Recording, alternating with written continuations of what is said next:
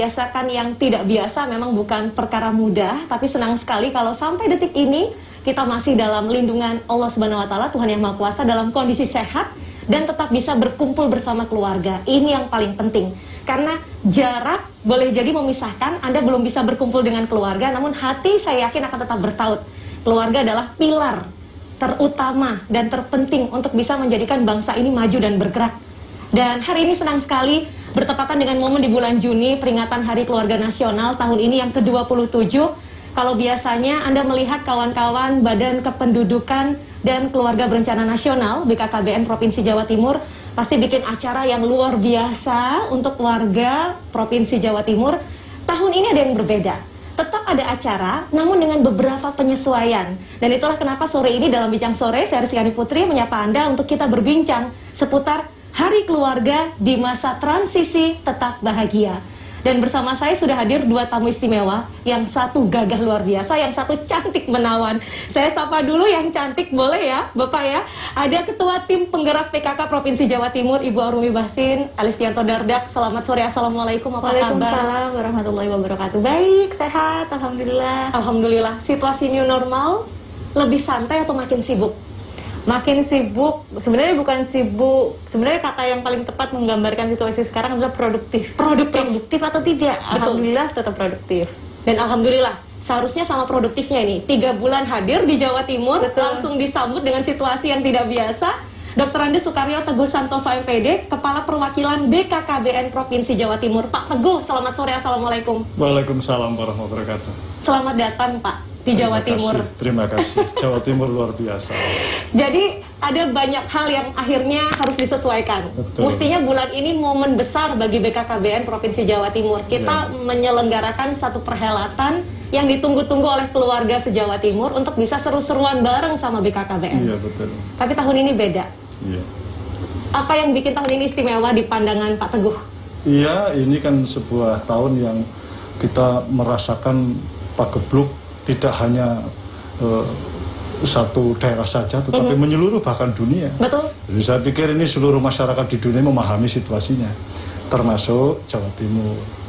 Dan dengan adanya pandemi ini, pastilah di balik itu pasti ada kebaikan nantinya. Betul. Insya Allah. Betul.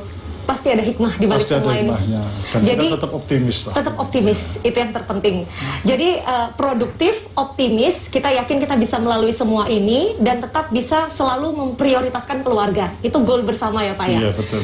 Ini ada hal yang saya rasa sangat menarik karena logo BKKBN itu berubah. Iya. Nuansanya berubah, bahkan tagline-nya juga berubah. Iya. Boleh cerita dulu kenapa kemudian ada perubahan yang terjadi di tahun ini juga? Iya, kebetulan tahun ini itu genap 50 tahun ya BKKBN ya. Sejak tahun 1970, sekarang sudah 2020. Jadi pas ulang tahun emas lah begitu. Emas. Ya namanya juga sudah setengah abad, tentu menyesuaikan generasi yang sekarang. Generasi yang sekarang didominasi nanti, sekarang dan ke depan sudah mulai kok, generasi yang milenial begitu ya. Nah oleh karena itu BKKBN juga harus menyesuaikan. Nah, karena menyesuaikan diri, maka BKKBN harus berubah. BKKBN berubah. Apa yang berubah? Ada banyak hal yang berubah. Yang pertama logonya berubah. Yang dulunya 2 anak cukup. Sekarang berencana itu keren. Berencana itu keren? Ya, itu Gini. Seperti ini ya, ini lambang. Ini tanda hati loh Pak. Iya, Persis cinta lah seperti begitu ya. Gitu. simbol atau logo BKKBN sekarang. Iya, kenapa harus begini? Inilah yang dimaui generasi milenial sekarang. Ini maunya ya, inilah kita pakai. Kita kasih. Ya, kemudian berubah yang kedua, tagline-nya. Kalau sebelumnya 2 anak cukup, sekarang kita lebih familiar, berencana itu keren. Jadi perencanaan itu sesuatu yang sebuah keniscayaan untuk mencari masa depan yang lebih baik ya. Kemudian yang ketiga, sebutan program KB itu kan KKBPK, Kependudukan KB dan Pembangunan Keluarga. Rasa-rasanya susah ngapalkannya ya. Nah sekarang ini 2020 mulai Bangga Kencana gitu. Bangga Kencana. Ya, pembangunan keluarga, kependudukan dan keluarga berencana. Oh, tetap merupakan akronim namun Ya. sangat familiar di dalam. Sangat familiar. Kemudian ada istilah lagi Kampung KB gitu ya. Kampung KB itu kan disebut dengan Kampung Keluarga Berencana. 2020 ke depan namanya jangan disebut dengan kampung keluarga berencana, kampung keluarga berkualitas. Oke. Masih sama KB tapi singkatannya yang berubah ya. Kemudian perubahan yang lainnya seperti variasi dari alat kontrasepsi juga sudah dikembangkan, lebih banyak lagi begitu. Nah, perubahan ini semata-mata memang kita mengikuti zamannya begitu. Kita mengikuti siapa yang akan kita layani, yaitu kelompok-kelompok muda yang tadi. Ada perhatian khusus terhadap sasaran pemerintah saat ini, bahwa menjadi keluarga yang berencana itu keren, bahwa memiliki 2 anak itu dahsyat ya Pak ya, lebih sehat, lebih sehat. Karena orang dulu punya keyakinan bahwa banyak anak banyak rezeki, tapi tadi sempat saya ngobrol dengan Bu Arumi. Ibu sempat nyeletuk tadi dan buat saya menarik, banyak anak justru banyak pengeluaran. banyak pengeluaran. Betul, karena kan memang ya pastilah.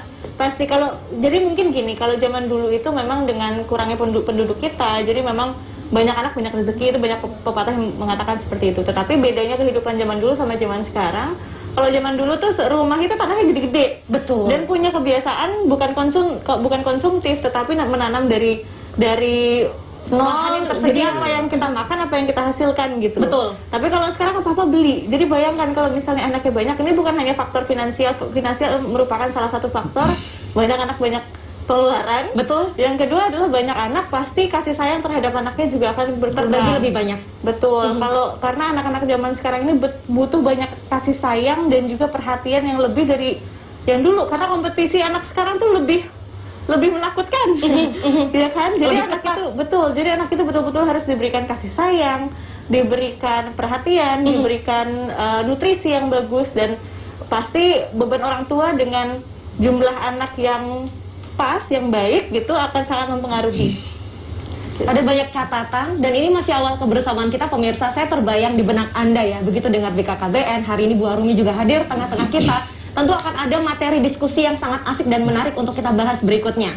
Karena ini masih awal kebersamaan, saya mohon Anda tetap untuk bersama dengan kami karena Bincang Sore masih akan segera kembali sesaat lagi usai jeda.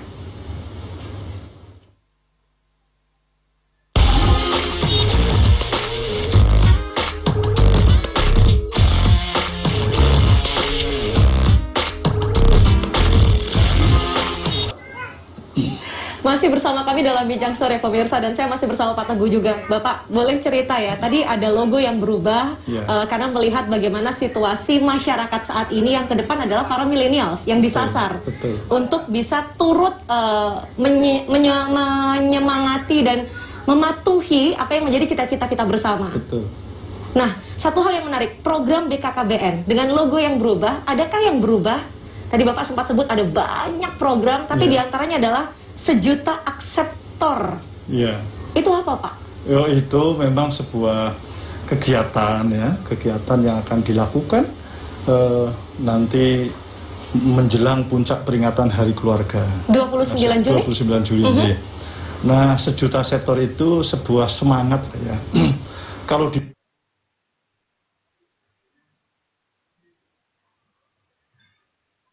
jadi sebuah gambaran bahwa karena di masa pandemi itu kita berpikir positif lah ya, ada sebuah kerinduan keluarga untuk mendapatkan pelayanan KB kan begitu. Betul. Nah, karena selama pandemi tidak bisa keluar rumah, tidak mudah beraktivitas di luar rumah. Tidak mudah beraktivitas di luar rumah, maka tidak sedikit keluarga atau pasangan subur tidak mendapatkan pelayanan KB ulangan. Kalau ingin KB baru juga tidak bisa. Akhirnya ya piye ya, mungkin telat hamil kan begitu ya. Jangan sampai gara-gara pandemi ini malah udah dan itu jumlahnya nggak sedikit Pak ya. Jumlahnya itu hampir 414.000. Dalam waktu 3 bulan. Hanya bulan April. Bulan April data itu yang drop out keluarga berencana. Wah, bukan kita yang terima. Itu lagi. Oleh karena itu ini kan dikhawatirkan nanti jangan sampai di kemudian hari, di bulan 5 bulan ke depan setelah pandemi ini reda, terjadi kehamilan yang tidak diinginkan. Maka kita berupaya tentu berkolaborasi dengan tim Merak PKK lakukan pelayanan KB secara serentak dengan tagline 1 juta akseptor begitu. Strateginya gimana Pak? Warga tidak bisa keluar rumah namun tetap bisa mendapatkan pelayanan KB. Iya, sebenarnya sekarang bisa juga, sudah bisa. Betul, Tapi dengan protokol kesehatan. protokol kesehatan harus dipatuhi. dengan mematuhi protokol kesehatan secara ketat dan disiplin begitu ya. Ya, kalau keluar rumah tetap masker harus dipakai, kemudian cuci tangan tetap itu sesuai anjuran pemerintah, jaga jarak. Nah, nanti di klinik misalnya bidan praktek mandiri begitu, yang datang pun tidak boleh berbondong-bondong. Yang tadinya sekali pelayanan ada katakanlah 20, cukup 10 saja. Tapi menggunakan shift lah gitu ya. Jam sekian, jam berikutnya ada shift siang, shift sore, dan bahkan di Jawa Timur ada yang melayani itu malam, petang begitu. Demi apa? Ya demi untuk menjaga kebahagiaan keluarga. Ini bidan-bidan luar biasa di Jawa Timur itu. Nah, itulah Sejuta Sehat itu sebagai kegiatan yang kita rancang bersama-sama dengan PKK dan berkolaborasi dengan mitra kerja Jawa Timur untuk memenuhi kebutuhan pelayanan KB bagi pasangan usia subur yang ada di Jawa Timur. Dan ini memang dilaksanakan tidak hanya Jawa Timur, sesungguhnya akan dilaksanakan secara serentak nasional juga. Betul. Ini jangan-jangan Jawa Timur mengawali nih dari cerita yang saya dengar. Iya, tidak mengawali sebenarnya, tetapi memang jauh sebelumnya kita sudah mempersiapkan. Ancang-ancang. Karena apa? Karena Jawa Timur itu kan penduduk nomor 2 di Indonesia, setelah provinsi Jawa dengan Barat. penduduk terbanyak kedua. Kalau penduduk nomor 2, maka pasangan usia suburnya juga nomor 2. Betul. Dan bisa jadi nanti potensi hamil pun nomor 2 di Indonesia terbanyak gitu loh. Maka kita perlu persiapan betul, dan alhamdulillah ini dukungan PKK luar biasa. Betul. Dari tadi saya dengar Bu Arumi, Saya dari tadi tuh lucu. Ada pengalaman ketika sudah menarik. mulai bicara akseptor ini itu, karena memang belum lama saya juga mendapat laporan kan kurang lebih angka kehamilan di Jawa Timur itu 10% lebih meningkat selama Masa pandemi ini. Oke. Jadi saya membayangkan berarti ini rumah tangga harmonis, saking ketemu terus tambah harmonis lagi, kayak tambah anak gitu. Tetapi tentu kan kita nggak pengen karena ada pandemi itu menjadi nanti masalah sosial yang terulang gitu loh. Kita sudah bekerja berpuluhan tahun bersama dengan BKKBN untuk dapat mencapai nilai Jawa Timur tadi kurang lebih rata-rata 1,9 per keluarga. Berarti kan kesadaran sudah sangat tinggi, tapi jangan hanya karena situasi sekarang, efeknya panjang. Jadi saya juga senang mendapat laporan dari Bapak juga. Nanti pada tanggal 29 Juni ini tuh bukan hanya perempuan ternyata yang sudah sadar dengan kontrasepsi. Banyak bapak-bapak yang juga mau mengikuti vasektomi. Itu senang banget, saya sebagai perempuan tuh senang banget. Berarti melihat balance gitu loh. Betul. Kewajiban untuk menunaikan atau menggunakan alat kontrasepsi tidak hanya tergantung pada perempuan. Pria juga memiliki kesadaran dalam hal ini. Iya, betul. Jadi keren-keren orang Jawa Timur. Wow, luar biasa. Oke, sampai di sini saya pengen tanya dulu ke Bu Arumi, karena kan sebagai seorang ibu dengan 2 anak, dengan situasi di mana Bapak yang juga suami adalah Wakil Gubernur Jawa Timur, kepadatan aktivitas beliau luar biasa, Ibu harus mendampingi anak-anak dan tetap mendampingi Bapak. Situasi pandemi seperti ini, strategi untuk sesuai tema kita, tetap bahagia di masa transisi, seperti apa? Teamwork, udah nggak bisa ngapa-ngapain, harus teamwork, karena tugas kita pada saat di rumah itu bertambah sebetulnya. Jadi memang kita posisinya fisiknya banyak di rumah, tapi tugasnya lebih banyak, khususnya ibu-ibu ya. Ibu-ibu jadi guru juga tambahannya sekarang. Jadi guru juga kan. Terus kalau dulu ya masak mungkin udah ini mandiin anak mungkin udah wajar ya. Tapi sekarang harus jadi guru. Satu tambahan itu aja, tapi tanggung jawabnya besar sekali ternyata. Itu kan bikin ini. Jadi betul-betul bikin teamwork lah. Ada saatnya kan memang aku bilang sama Mas Emil, dan alhamdulillah Mas Emil sabar ya orangnya, jadi dan sangat suportif. Jadi ada saatnya kayak seperti ini saya harus bekerja gitu, dan kalau pada saat itu ada saat-saatnya memang pada saat jam sekolah anak saya harus ada kerjaan gitu. Mas ini kayak akhirnya Mas ini udah jadi guru. Jadi betul-betul memang harus teamwork. Jadi ujian banget bagi pasangan dan seluruh rumah tangga di luar ini. rumah boleh status wakil gubernur, sampai ke rumah bisa jadi guru, jadi bapak, jadi suami. Betul. Perannya nggak cuma ganda, tapi multi. Betul semua. Gitu. Pak Teguh tadi ketawa-ketawa, Bapak punya pengalaman pribadi sepertinya begitu, sampai rumah juga akhirnya harus jadi teamwork dengan keluarga, dengan pasangan. Saya merasakan dengan pandemi ini ada pengalaman spiritual yang menurut saya belum pernah terjadi ya. Wah, selama ini hidup Pak, saya. pengalaman spiritual. Jadi kan pas bulan puasa juga toh. Betul, momennya pas Ramadan. Kan seumur hidup saya juga belum pernah lah saya namanya sholat tarawih berjamaah lengkap. Iya. Istri dan anak-anak begitu ya. Tapi selama pandemi ini alhamdulillah 30 hari, 30 malam itu non-stop. non-stop. bisa kita lalui bersama begitu. Saya pikir kalau ini tidak ada pandemi, punya acara masing-masing. Iya. Biasanya, nak, buka, Bapak, saya mau bukber dengan kawan-kawan. Wah, ya saya hanya berdua saja. Jadi alhamdulillah, saya mengambil betul-betul situasi seperti ini hikmahnya sajalah. Gitu. Jadi ada ajakan juga dari BKKBN untuk melihat bahwa setiap situasi, termasuk dalam masa transisi normal baru seperti sekarang, ada hikmah yang bisa kita petik untuk lebih menguatkan keluarga. Bahwa semua masalah yang mungkin selama ini datang itu salah satunya karena kita kurang waktu untuk komunikasi. Betul. Kita kurang waktu untuk memperbincangkan strategi sebagai tim. Betul. Antara suami, istri, termasuk melibatkan anak-anak. Pada usia tertentu anak-anak sudah bisa dilibatkan. Betul banget. Pengalaman Bu Arumi mulai usia berapa anak-anak bisa mulai diajak untuk bikin keputusan dalam keluarga? Kalau saya masih anak yang besar, usianya sekarang sekitar 6 tahun, itu kerasa banget bedanya dengan adiknya gitu. Apalagi dia punya, kan baru masuk kelas 1 SD ya, jadi baru naik kelas. Dia, kakak udah kelas 1 SD, buat dia kan udah besar sekali kan. Jadi akhirnya dia menunjukkan dengan sifat yang lebih bertanggung jawab. Kalau dulu susah banget, cuma adiknya pun sekarang masih susah. Habis makan piringnya taruh di belakang itu susah banget. Tapi kakaknya sekarang sudah, jadi udah bisa teamwork lah di rumah. Tanggung jawab yang menjadi teladan ya. Betul. Nah, ini bicara soal teladan, kita harus jeda dulu sejenak karena kita akan bersama-sama dengar kumandang adzan maghrib untuk wilayah Surabaya dan sekitarnya.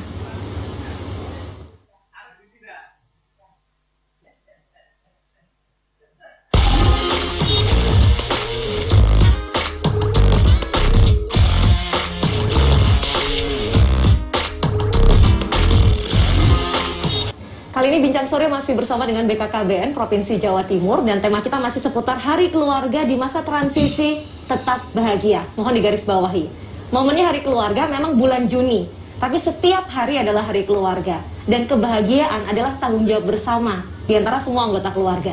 Kalau hari ini ada yang ingin Anda perbincangkan dan diskusikan supaya keluarga di Jawa Timur dan Indonesia bisa selalu bahagia dalam situasi apapun, silahkan boleh sampaikan pertanyaan Anda melalui WhatsApp di 0823 3087 8899. Sekali lagi di 0823 3087 8899.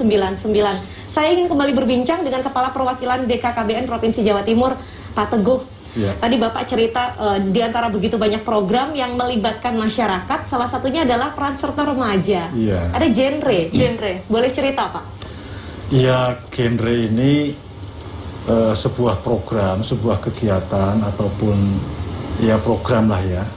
Ini program KB Bangga Kencana gitu. Bangga Kencana yang disasarkan khusus untuk segmen remaja. Ya, remaja itu 10 sampai 21 tahun. Ada yang mengatakan 10 sampai 24 tahun. Ya pokoknya masih muda, selama belum kawin. Nah, nah, di antara usia itu ya. Kenapa ini harus menyasar remaja? Karena sesungguhnya program KB ini kan basicnya adalah perencanaan. Perencanaan keluarga tentu saja.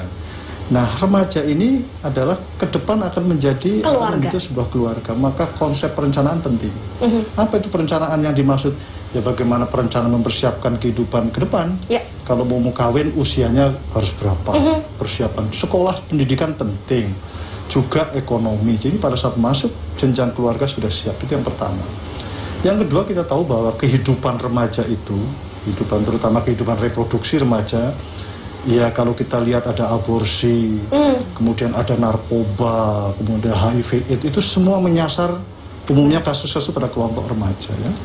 Selain itu juga kita tahu populasi remaja di Indonesia itu 1 dari 4 penduduk di Indonesia, termasuk Jawa Timur ya, itu usia remaja. Jumlah yang besar. Artinya ini menjadi sebuah kekuatan penduduk yang akan menentukan masa depan wilayah itu, masa depan negara itu. Maka memang harus diberikan sebuah ilmu, referensi untuk merencanakan hidup dengan baik sehingga siap memasuki jenjang. Nah, di BKKBN namanya generasi berencana, gitu ya. Nah, ini pendekatannya ada macam-macam. Ada pendekatan remaja itu sendiri melalui sekolah. Nah, itu kita punya namanya Pusat Informasi dan Konseling Remaja. Jawa Timur itu luar biasa. Hampir ya. Sudah banyak sekolah-sekolah yang punya kelompok-kelompok itu. Kemudian masyarakat, berbasis dengan masyarakat dan berbasis keluarga. Kalau pendekatannya keluarga, itu berarti keluarga-keluarga yang punya anak remaja.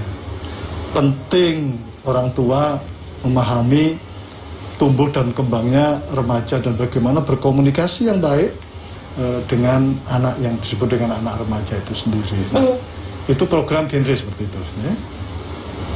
Ada pertanyaan yang datang dari masyarakat, pemirsa JTV melalui WhatsApp. Ya. Saya penyuluh keluarga berencana Trenggalek. Mohon Bu Arumi minta tim penggerak PKK di kabupaten kami untuk kuatkan barisan demi bisa mewujudkan 1 juta akseptor. Siap. Ini untuk kalau misalnya sekarang tim penggerak PKK, kader-kader PKK ada yang nonton, ayo kita sama-sama, ini bukan tanggung jawabnya BKKBN aja. Semua sektor sebetulnya punya tanggung jawab yang sama, karena apa yang kita lakukan adalah investasi buat masa yang akan datang, terutama PKK. PKK itu core-nya dari keluarga. Ya. Karena sasaran kita berdua ini sama-sama keluarga. Kita secara menyeluruh dari mulai masalah sosialnya, masalah finansialnya, PKK itu semuanya ada di keluarga. Dan salah satunya adalah ini. Karena apa yang kita rencanakan sekarang 10-20 tahun lagi baru kelihatan. Iya, betul. Tapi kerja keras kita tidak akan mungkin mengkhianati hasil. Jadi ayo semangat buat gerakan PKK, khususnya di Kabupaten Trenggalek tadi ya. Ayo jangan bikin malu habis dari sana. Ini kayaknya tanda kangen ini, makanya langsung kirim pesan cinta. Iya, betul. Semangat semuanya buat teman-teman kader PKK, tim gerak PKK di seluruh provinsi Jawa Timur. Berlaku untuk seluruh kabupaten kota di Provinsi Jawa Timur.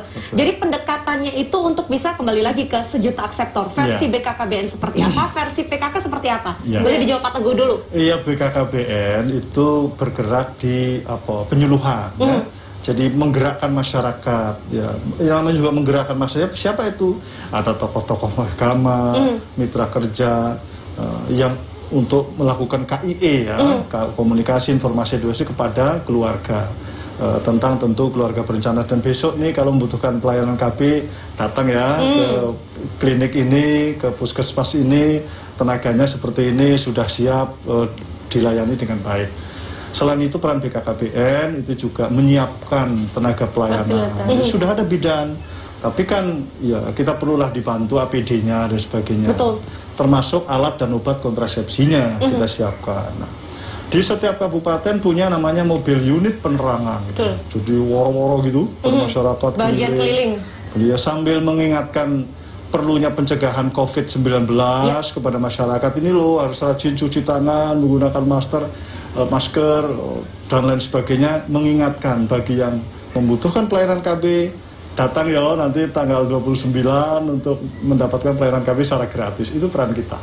Jadi yang disasar nggak cuma kesadaran masyarakat, tapi saluran untuk mendapatkan akses informasi dan juga termasuk layanannya semua disiapkan baik oleh BKKBN maupun kawan-kawan dari PKK. Nah, ini ada yang juga bertanya dan menarik sekali. Harusnya kita tanya nih ya, namanya siapa dan dari mana ya? Nggak cuma pertanyaan aja, mohon untuk mencantumkan nama dan asal ya, Bapak Ibu dan pemirsa yang bergabung petang ini. Saya masih bingung akan vasektomi atau tidak. Untung ruginya apa? Ini kayaknya Bapak atau Mas ya? Sebentar, mungkin akan dijawab dari sudut pandang pria dan wanita. Boleh. Keuntungan apabila melakukan vasektomi dari pandangan Pak Teguh dulu. Itu biar pria dulu yang jawab. Untung saja toh. Alhamdulillah kalau untung saja. Jadi begini, vasektomi itu kalau di masyarakat sering mengatakan MOP gitu ya. MOP? Medis operatif pria kan begitu ya. Kalau perempuan kan tupektomi atau medis operasi wanita gitu. Ini sebenarnya istilah operasi itu bukan dibedah begitu ya. Hanya ada sedikit pemotongan terhadap salah satu terhadap saluran yang namanya vas deferens ya. Saluran ini nanti adalah untuk membawa sperma untuk dikeluarkan bersama maninya itu nanti kepada kalau hubungan suami istri ya tentu di rahim seperti itu proses. Nah, vasektomi ini namanya juga vasektomi, vas deferens, dilakukan tindakan medis di situ. Sederhana sekali. Ada yang dipotong kemudian diikat kembali. Nah, cukup tindakan hanya 5-7 menit begitu. Dan itu aman. Bisa keuntungannya seperti apa kan itu? Keuntungannya bisa melakukan aktivitas sebagaimana biasanya. Tidak akan berpengaruh secara daya tahan tubuh, ya daya tahan termasuk ereksi dan sebagainya ya, kekuatan pria kan begitu ya. Tidak ada pengaruhnya. Tidak ada pengaruhnya. Artinya memang sebagaimana adanya gitu. Kalau gizinya bagus, ya libidonya akan naik. Kalau suasana keluarganya nggak stres, ya tetap akan nyaman kan seperti itu. Jadi keuntungannya itu satu. Yang kedua, nah ini kan sebenarnya kontrasepsi yang permanen. Jadi bagi keluarga-keluarga yang sudah sepakat dengan pasangan hidupnya, terutama istrinya, sudahlah ibu, bapak, kita sudah cukup punya 2 anak dan rasanya lebih nyaman kita biar nggak KB lagi atau menggunakan kontrasepsi yang rutin. Mengurangi resiko kecelakaan. Mengurangi resiko kecelakaan. Sudah kebobolan, kebablasan. Jadi sudah tidak akan menghasilkan keturunan lagi. Nah, itu dengan vasektomi. Ya, kecuali Allah menentukan lain, beda lagi ya. Tetapi ikhtiar kita dengan vasektomi 99,9% itu efektif.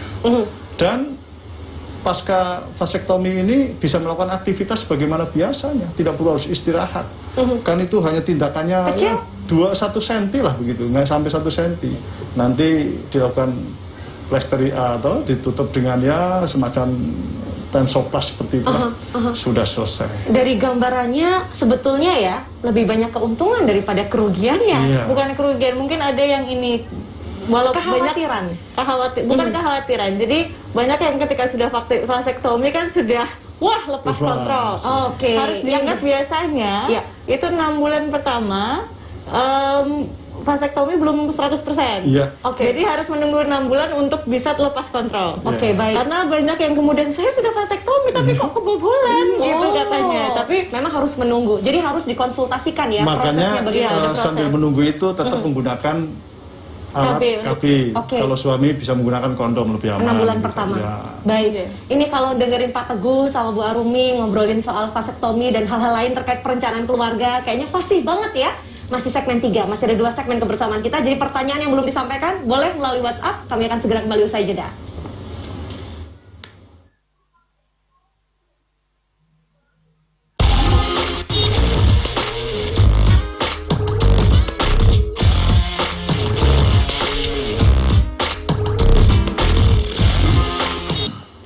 Terima kasih masih setia bersama Bincang Sore dan kami buka kesempatan untuk WhatsApp yang juga masuk, masih kami buka ya di 0823 3087 8899. Kalau ada pertanyaan seputar apa yang sedang kita perbincangkan petang ini, Hari Keluarga di Masa Transisi Tetap Bahagia bersama dengan BKKBN Provinsi Jawa Timur dan juga Ketua Tim Penggerak PKK Provinsi Jawa Timur. Silakan bergabung.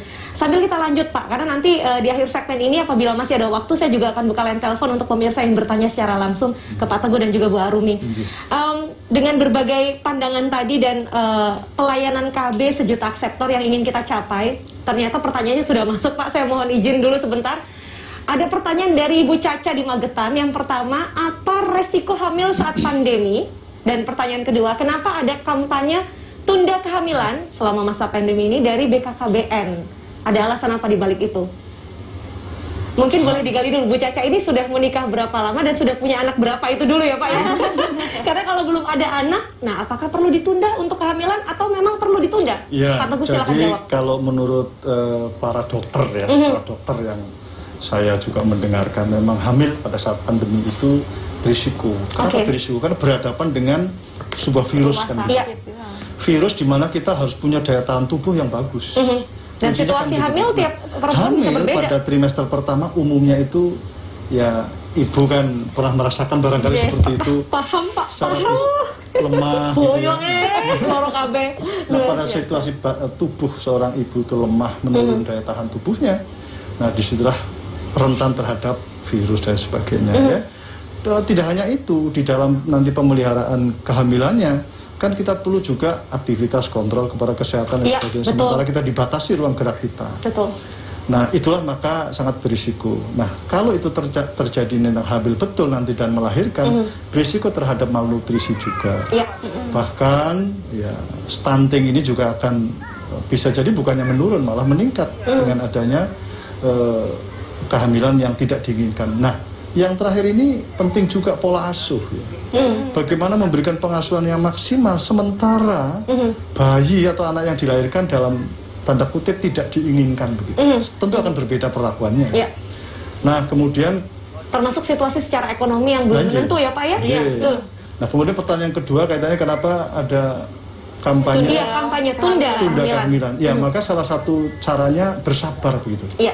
Bersabar untuk hamil nanti setelah pandemi itu selesai. Karena resiko-resiko yang tadi. Resiko paling ekstrim kan kematian ibu dan bayi kan. Itu resiko paling ekstrim. Tidak diharapkan. Tentu tidak diharapkan. Tetapi kan orang itu ya kawin, keluarga muda, baru kawin kan ingin punya anak. Tidak dilarang. Asal betul-betul dipersiapkan dengan baik, direncanakan dengan baik, dan memahami konsekuensinya pada saat hamil pada situasi pandemi ini. Oleh karena itu kita mencoba memberikan solusi, yaitu apa? Ya, jangan putus pakai KB bagi yang sudah ber-KB. Jangan sampai hamil kan artinya. Kalaupun mau hamil, mau ya punya anak, ya tunda dulu lah sampai dengan pandemi ini selesai. Kalau betul-betul urgent dan karena usia dan sebagainya, saya tetap ingin punya anak karena untuk ya kebahagiaan dan sebagainya. Tidak dilarang juga, tapi dengan harus mematuhi betul protokol kesehatannya di dalam kehidupan sehari-hari. Nutrisinya harus juga dijaga dengan baik, termasuk ya perawatan kesehatan dan sebagainya. Jadi prinsip pemerintah tidak melarang, tapi menghimbau. Seperti itu. Makanya kampanye utama dari BKKBN itu sebetulnya adalah rencana. Pasti kan semuanya udah terencana. Kita menyarankan tidak hamil dulu pada saat pandemi, tetapi dengan berbagai alasan kalau harus hamil dan memang ingin hamil, tidak apa-apa, tetapi harus dengan rencana yang baik dan juga matang. Kita harus menyesuaikan apa yang akan kita alami dengan kondisi yang ada sekarang. Jadi rencana itu keren. Berencana itu keren. Sekali lagi, berencana itu keren. Ada Ibu Setiawati di Bojonegoro, penyuluh KB. Pertanyaannya untuk Bu Arumi, agar bisa meningkatkan penyuluhan KB supaya keluarga itu ber-KB juga makin mantap. Baik, ini untuk Ibu Setiawati, terima kasih. Halo Bojonegoro. Ya, dari tadi kita sudah bicara panjang lebar mengenai pentingnya keluarga yang merencanakan atau kita berencana, itu keren kalau zaman sekarang. Dan pentingnya itu karena yang ingin kita ubah mindset ini sebagai penyuluh KB pasti sudah sangat luar biasa. Kami juga selalu mengkampanyekan dengan tim penggerak PKK, kader-kader PKK itu untuk bekerja sama dengan penyuluh KB. Yang kita rubah adalah bukan kita dikenal sebagai menjaga atau membatasi jumlah anak saja, tetapi kita memastikan bahwa setiap keluarga yang ada di Provinsi Jawa Timur dan seluruh Indonesia itu sudah memastikan rencananya. Karena memiliki anak itu satu hal, hamil itu satu hal, tetapi mengasuh dan lain-lain tanggung jawab seumur hidup. Jadi pastikan kita punya rencananya, dan juga kita bisa minimal, kalau bagaimana caranya kita tahu nih kita sudah merencanakan dengan baik. Kalau minimal, kalau bagi saya ya, karena BKKBN itu dengan 8 fungsi keluarganya itu sangat masuk dengan core-nya kita di tim penggerak PKK dari Pokja 1 sampai Pokja 4, dari mulai masalah lingkungan, cinta dan kasih, fungsi agama. Jadi orang tua, keluarga itu hadir bukan hanya untuk memberikan makan, minum, atap, bukan hanya itu, tetapi juga memberikan pendidikan, memberikan cinta dan kasih. Itu adalah haknya anak-anak. Kita berencana dengan kita mengukur indikator 8 fungsi keluarga itu. Jika saya sudah punya anak, apakah saya sudah siap? Apakah fasilitasnya sudah ada? Nah, mungkin kalau memang sudah ada, itu sudah bisa dibilang lulus lah, untuk berarti sudah punya rencana untuk keluarganya. Jadi ini untuk kader-kader tim gerak PKK dan juga PLKB terus semangat. Itu yang harus kita sama-sama kampanyekan. Jadi nggak hanya dari usia yang muda, minimal dari usia remaja lah. Dari usia remaja mereka itu sudah punya mindset bahwa untuk merencanakan kehidupan bukan hanya karir, tapi dalam berkeluarga. Biasanya itu juga berkeluarga itu tergantung jodoh katanya. Tergantung jodohnya. Kalau sudah makan sudah iya, padahal belum, indikatornya bukan hanya itu. Tanggung jawabnya lebih besar lagi. Jadi ya semangat buat kita semua. Semoga ini salah satu gerakan kita juga untuk merubah mental bangsa dan generasi-generasi selanjutnya. Saya bisa bayangkan ke depan anak-anak Indonesia kalau ditanya cita-citamu besok mau jadi apa, setelah menyebutkan profesi yang beragam yang akan digeluti, dia juga menyebut saya ingin menikah ketika saya sudah siap. Betul. Karena saya sudah merencanakannya sejak sekarang. Betul. Bukan betul, bukan hanya ditargetkan saya 25 tahun sudah harus menikah untuk perempuan misalnya. Saya bukan hanya itu gitu, tetapi pastikan kita sudah memenuhi target-target untuk menikah. Siap menikah, siap berkeluarga. Dan kita harus ada perencanaan yang matang. Dan siap bahagia. Siap bahagia. Wah, harus siap bahagia. Betul. Jangan cukup siap nikah, siap bahagia. Jangan siap stresnya. Betul. Karena bahagia itu bonus ya Pak dari perencanaan keluarga yang matang. Oke, masih ada WhatsApp yang masuk? Apabila belum ya, Saya coba tawarkan kepada pemirsa yang hari ini sedang bersama dengan kami dan tertarik untuk bertanya langsung. Kami buka line telepon di 031 82 510 atau bisa juga dihubungi di 031 82 570. Sekali lagi 031 82 510 atau bisa juga di 031 82 570. Jujur ya, ini saya dengerin Pak Teguh sama Bu Arumi cerita banyak, saya sampai terpesona ini banyak hal. Pertanyaan sebelum masuk ke line telepon dari Bapak atau Ibu Dwi di Kediri, karena namanya unisex ya, bisa pria atau wanita. Apakah MKJP bisa dilayani penjelasan oleh petugas KB? Layanan KB ini menunggu situasi aman karena calon akseptor banyak sebetulnya.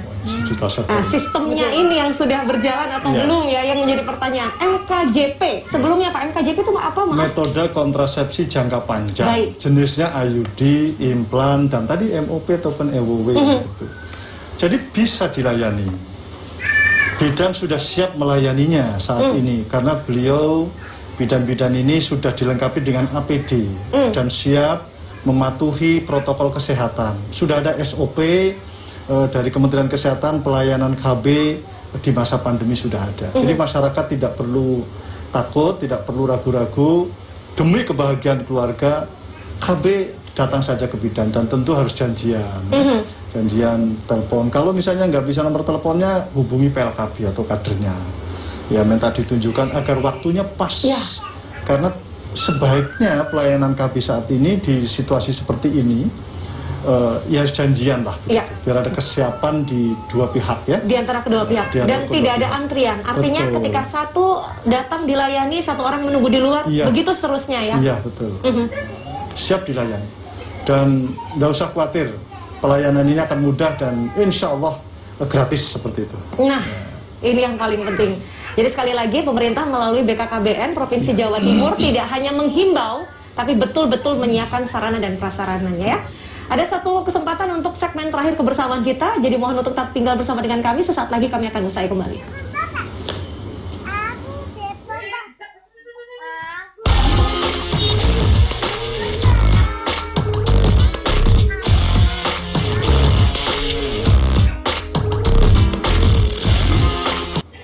Luar biasa karena diskusi ini berlangsung dengan sangat seru sekali dan sudah ada WhatsApp lain masuk. Boleh saya bacakan dulu pesan teks yang sudah muncul ya. Ini datang dari Ibu Diah di Ngawi. Apakah yang dimaksud BKKBN akan mengadakan Alkon kekinian? Wah, Alkon alat kontrasepsi Pak? Kekinian yang seperti apa Pak? Saya langsung bayangkan ini.